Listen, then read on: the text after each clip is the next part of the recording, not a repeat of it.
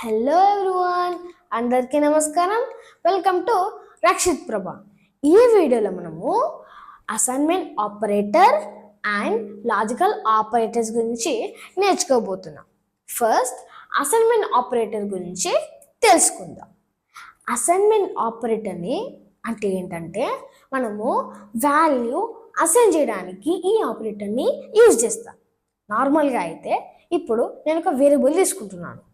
ఏంటి అంటే ఏ తీసుకుంటున్నాను ఈక్వల్స్ టు 10. ఓకే, సో ఇప్పుడు నేను ఏం చేశాను, ఏ అనే వేరియబుల్కి నేను 10 అనే వాల్యూ ఇచ్చాను.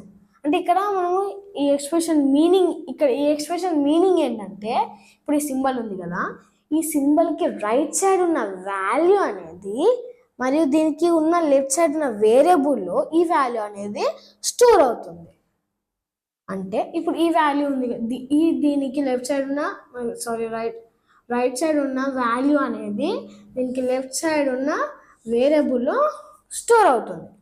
ఇక్కడ నేను ఇలా దీనికి ఒక వేరియబుల్ మనకి రాసి దానికి వాల్యూ అసైన్ చేశాను కదా. ఇక్కడ మనం వాల్యూస్ అసైన్ చేయకుండా ఒక వేరియబుల్ రాసి దాంట్లో మనం ఫస్ట్ ఇప్పుడు దీనికి ఇలా వాల్యూ ఇచ్చి తర్వాత మనం ఒక వేరియబుల్లో ఆ వేరియబుల్ని మళ్ళీ అసైన్ చేసుకోవచ్చు. ఎలా అంటే ఇప్పుడు బి ఈక్వల్స్ టు ఏ అన్నాను అనుకోండి.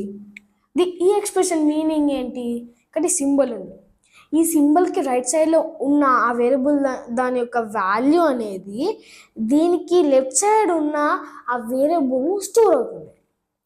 అంటే ఇప్పుడు ఏ వాల్యూ వచ్చేసి ఎంత, మనం ఇక్కడ ఎంత ఇచ్చాము, 10 ఇచ్చాము.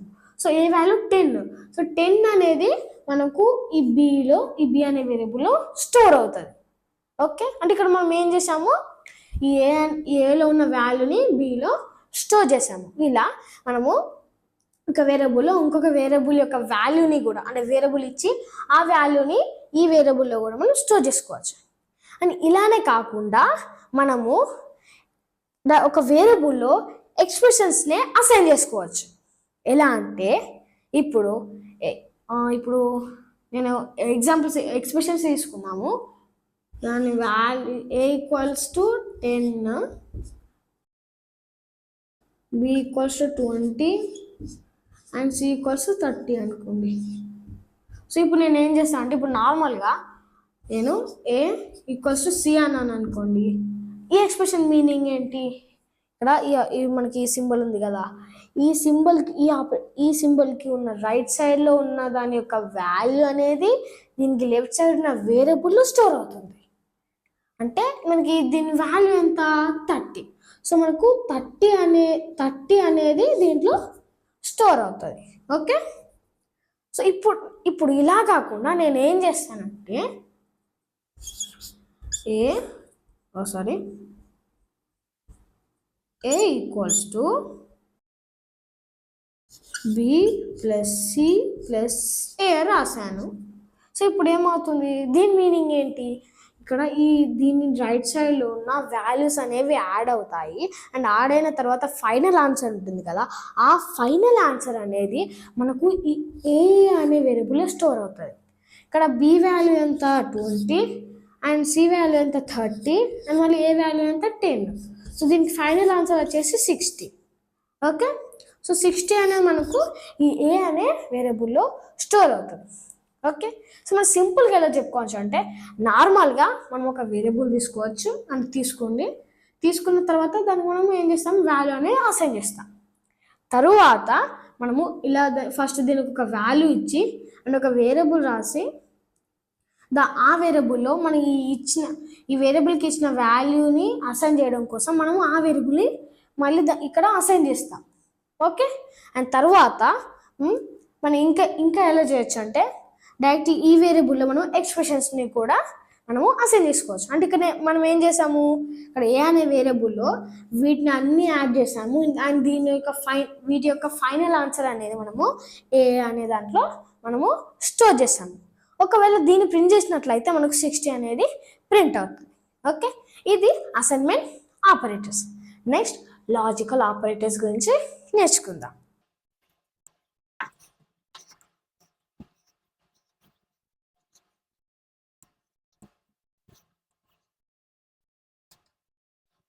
Now let's discuss about logical operators. ఇప్పుడు మన దగ్గర 2 ఎక్స్ప్రెషన్స్ లేదా ఆ 2 కన్నా ఎక్కువ ఎక్స్ప్రెషన్స్ ఉన్నాయనుకోండి, వాటిని చెక్ చేయడానికి మనం లాజికల్ ఆపరేటర్స్ని యూజ్ చేస్తాం. ఇప్పుడు మన దగ్గర ఒక ఎక్స్ప్రెషన్ ఉంది, ఆ ఎక్స్ప్రెషన్ని చెక్ అది అవాల్యూట్ అయిన తర్వాత మనకు బూలియన్ వాల్యూ అనేది వస్తుంది కదా, ఆ బూలియన్ వాల్యూ పైన ఈ లాజికల్ ఆపరేటర్స్ అనేది ఆపరేషన్ అనేది పర్ఫామ్ చేస్తుంది. ఓకే, అండ్ ఈ లాజికల్ ఆపరేటర్స్లో మనకు ఆపరేటర్స్ ఏమేమి ఉంటాయంటే, first and operator, logical and operator.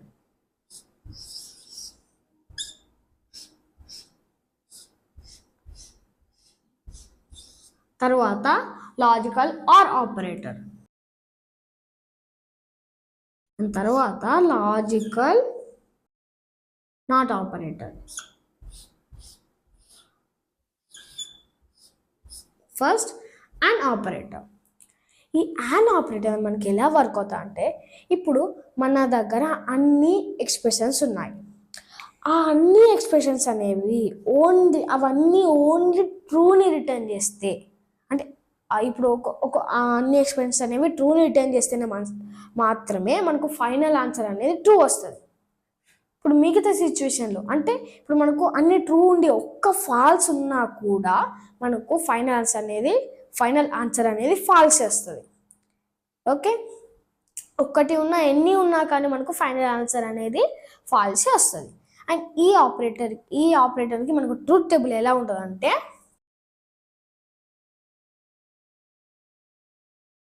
So ఇక్కడ ఏ అనే ఎక్స్ప్రెషన్ అండ్ బి అనే ఎక్స్ప్రెషన్, అండ్ ఇక్కడ A logical and operator B. Okay, so ఇప్పుడు ఈ ఏ అనే ఎక్స్ప్రెషన్ అనేది ట్రూని రిటర్న్ చేసింది అనుకోండి, ఇప్పుడు ఈ బి అనే ఎక్స్ప్రెషన్ అనేది ఫాల్స్, ఇది కూడా ట్రూని రిటర్న్ చేసింది అనుకోండి. సో ఇక్కడ ఏమో మనకు అన్ని ట్రూనే ఉన్నాయి. సో మనకు ఒక్క ఫాల్స్ లేకుండా అన్ని ట్రూ ఉంటే అప్పుడు మనకు ఫైనల్ ఆన్సర్ ఏమవుతుంది? ట్రూ. సో ఇవన్నీ ఇక్కడ మనకు 2 ట్రూలే ఉన్నాయి కాబట్టి ఫైనల్ ఆన్సర్ కూడా మనకు ట్రూ అవుతుంది. తరువాత ఈ ఎక్స్ప్రెషన్ అనేది మనకు ఫాల్స్ని రిటర్న్ చేసింది అనుకోండి, ఈ ఎక్స్ప్రెషన్ అనేది ట్రూని రిటర్న్ చేసింది అనుకోండి, అప్పుడు ఇక్కడ మనకి ఏమవుతుంది, ఇక్కడ ఫాల్స్ అనేది ఉంది. సో మనకు ఫాల్స్ అనేది ఉండదు, బట్ ఫాల్స్ అనేది ఉంది కాబట్టి ఇక్కడ ఫైనల్ ఆన్సర్ వచ్చేసి ఫాల్స్. తర్వాత ఈ ఎక్స్ప్రెషన్ అనేది ట్రూని రిటర్న్ చేసింది అగైన్, మరి ఈ ఎక్స్ప్రెషన్ అనేది ఇక్కడ ఫాల్స్ రిటర్న్ చేసింది. సో ఇక్కడ కూడా ఫాల్స్ ఉంది కాబట్టి ఫైనల్ ఆన్సర్ వచ్చేసి ఫాల్స్. తరువాత ఇప్పుడు ఈ రెండు ఎక్స్ప్రెషన్స్ అనేవి ఫాల్స్ రిటర్న్ చేసింది అనుకోండి, అంటే ఏ అనేది ఫాల్స్ రిటర్న్ చేసింది అండ్ ఈ ఎక్స్ప్రెషన్ కూడా ఫాల్స్ రిటర్న్ చేసింది అనుకోండి. ఇక్కడ మనకు 2 ఫాల్స్లో ఉన్నాయి, ఒక ట్రూకు లేదు. సో మనకు మొత్తం 2 ఫాల్స్లో ఉన్నాయి కాబట్టి ఫైనల్ ఆన్సర్ కూడా ఫాల్స్. ఓకే, ఇది లాజికల్ అండ్ ఆపరేటర్ యొక్క ట్రూత్ టేబుల్. తరువాత లాజికల్ ఆర్ ఆపరేటర్. ఈ లాజికల్ ఆర్ ఆపరేటర్ని ఇది ఎలా వర్క్ అవుతుందంటే, ఇప్పుడు ఇక్కడ సేమ్ ఇక్కడ కూడా ఇప్పుడు మన దగ్గర అన్ని ఎక్స్ప్రెషన్స్ ఉన్నాయి, ఆ అన్ని ఎక్స్ప్రెషన్స్ అనేవి అవన్నీ ట్రూ అవుతే మనకు ఫైనల్ ఆన్సర్ అనేది ట్రూ అవుతుంది. ఒకవేళ అన్ని ఫాల్స్ ఒక్క ట్రూ ఉన్నా కూడా మనకు ఫైనల్ ఆన్సర్ అనేది ట్రూ. అంటే మనకు ఎన్ని ట్రూలు ఉన్నా కానీ మనకు అనేది అది ట్రూ అనేది ఒక్క ట్రూ కూడా లేకపోతే ఫాల్స్ రిటర్న్ చేస్తుంది. మిగతా సిచ్యువేషన్లో మనకు అది ట్రూని రిటర్న్ చేస్తుంది. సారీ, అంటే మనకు ట్రూ అనేవి లేకపోతే ఫాల్స్ని రిటర్న్ చేస్తుంది, మిగతా సిచ్యువేషన్లో ట్రూని రిటర్న్ చేస్తుంది. అంటే ఇప్పుడు దీని ట్రూత్ టేబుల్ ఎలా ఉంటుంది అంటే, ఇక్కడ మనకు ఈ ఎక్స్ప్రెషన్ అనేది 1 రిటర్న్ చేసింది అంటే ట్రూ, ఈ ఎక్స్ప్రెషన్ అనేది కూడా 1 రిటర్న్ చేసింది. సో అంటే ఇవి 2 మనకు ట్రూని రిటర్న్ చేశాయి కాబట్టి మనకు ఫైనల్ ఆన్సర్ అనేది కూడా ట్రూనే. తరువాత ఈ ఎక్స్ప్రెషన్ అనేది జీరోని రిటర్న్ చేసింది అండ్ ఈ ఎక్స్ప్రెషన్ అనేది ట్రూని రిటర్న్ చేసింది. ఇక్కడ మనకు ట్రూ ఉంది అంటే ఫాల్స్ ఉన్న కానీ ట్రూ ఉంది కాబట్టి మనకు ఇక్కడ ఫైనల్ ఆన్సర్ వచ్చేసి ట్రూ. ఓకే, సారీ ఇక్కడ నేను సింబల్ చేంజ్ చేయలేదు. A logical or operator B. Okay, ఇప్పుడు ఈ ఎక్స్ప్రెషన్ అనేది మనకు 1ని రిటర్న్ చేసింది అండ్ ఈ ఎక్స్ప్రెషన్ అనేది ఫాల్స్ రిటర్న్ చేసింది. ఇక్కడ ఆల్రెడీ మనకు ట్రూ ఉంది, 1 ఉంది కాబట్టి ఫైనల్ ఆన్సర్ కూడా ట్రూ. ఇప్పుడు ఈ రెండు ఎక్స్ప్రెషన్స్ అనేవి వచ్చేసి ఫాల్స్ని రిటర్న్ చేస్తాయి. సో మనకు ఓన్లీ అన్ని ఫాల్స్ని రిటర్న్ చేస్తేనే మాత్రమే మనకు ఫైనల్ ఆన్సర్ వచ్చేసి ఫాల్స్ అవుతుంది. సో ఇక్కడ మనకు అన్ని ఫాల్స్ రిటర్న్ చేస్తాయి కాబట్టి ఫైనల్ ఆన్సర్ వచ్చేసి ఫాల్స్. ఓకే, సో ఓకే అంటే రెండు ట్రూలు మనకు రెండు ఎక్స్ప్రెషన్స్ ట్రూని రిటర్న్ చేసినప్పుడు ట్రూ, ఒక్క ఎక్స్ప్రెషన్ అయినా కానీ మనం ట్రూ రిటర్న్ చేసినా, అదే అయినా ఒక్క ఎక్స్ప్రెషన్ ఫాల్స్ రిటర్న్ చేసినా ట్రూ రిటర్న్ చేసినా, అది ఫాల్స్ రిటర్న్ చేసి ఇంకో ఎక్స్ప్రెషన్ ట్రూ రిటర్న్ చేస్తే ఫైనల్ ఆన్సర్ వచ్చేసి కూడా ట్రూ. తర్వాత ఈ ఎక్స్ప్రెషన్ మనకు ఒక ఎక్స్ప్రెషన్ ట్రూ చేసి మళ్ళీ ఒకటి ఫాల్స్ చేస్తే ఫైనల్ ఆన్సర్ కూడా ట్రూ. తర్వాత రెండు ఫాల్స్ చేస్తే మాత్రమే మనకు ఫైనల్ ఆన్సర్ ఫాల్స్. ఓకే, ఇప్పుడు మనము లాజికల్ నాట్ ఆపరేటర్ గురించి చూద్దాం. ఈ లాజికల్ నాట్ ఆపరేటర్ అంటే ఇది ఎలా వర్క్ అవుతుంది అంటే, ఇక్కడ కాదు, ఇది సింపుల్గా ఉంటుంది కాబట్టి నేను ఇక్కడ చెప్తాను. Logical not.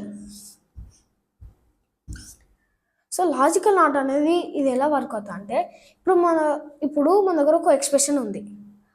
ఆ ఎక్స్ప్రెషన్ ఎవాల్యూట్ అయిన తర్వాత ఒకవేళ 1 వచ్చింది అనుకోండి, అంటే ఇప్పుడు మన దగ్గర ఒక ఎక్స్ప్రెషన్ ఉంది, అది ఎవాల్యూట్ అయినాక దాన్ని మనకు 1 వస్తే మనం ఈ లాజికల్ నాట్ ఆపరేటర్ పెట్టినప్పుడు మనకు ఫైనల్ ఆన్సర్ 0 వస్తుంది. ఇప్పుడు ఒకవేళ ఆ ఎక్స్ప్రెషన్ అనేది మనకు 1 కాకుండా మనకు అది ఎవాల్యూట్ అయినప్పుడు మనకు 0 వస్తే ఈ లాజికల్ నాట్ ఆపరేటర్ పెట్టినప్పుడు మనకు ఫైనల్ ఆన్సర్ 1 వస్తుంది.